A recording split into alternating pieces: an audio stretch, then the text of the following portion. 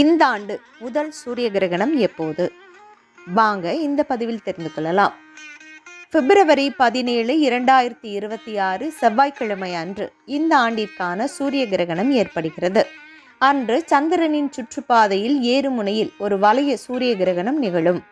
பூமிக்கும் சூரியனுக்கும் இடையில் சந்திரன் செல்லும் போது கிரகண நிகழ்வு ஏற்படுகிறது. இந்த நிகழ்வு அமாவாசை நாளில் மட்டுமே நடைபெறும். சந்திரன் சூரியனை முழுமையாக மறைத்தால் முழு சூரிய கிரகணம், ஒரு பகுதி மட்டும் மறைத்தால் பகுதி சூரிய கிரகணம், சூரியன் வளையம் போல தெரிந்தால் வளைய சூரிய கிரகணம். அந்த வகையில் இந்த ஆண்டு முதல் சூரிய கிரகணம் வளைய சூரிய கிரகணமாக அமைகிறது. சூரிய கிரகணம் ஒரு இயற்கையாக வானில் நிகழக்கூடிய நிகழ்வு.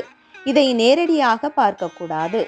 பிப்ரவரி 17 மாலை 3:26 மணிக்கு துவங்கும் சூரிய கிரகணம் இரவு 7:57 வரை நிகழ்கிறது என்பது குறிப்பிடத்தக்கது.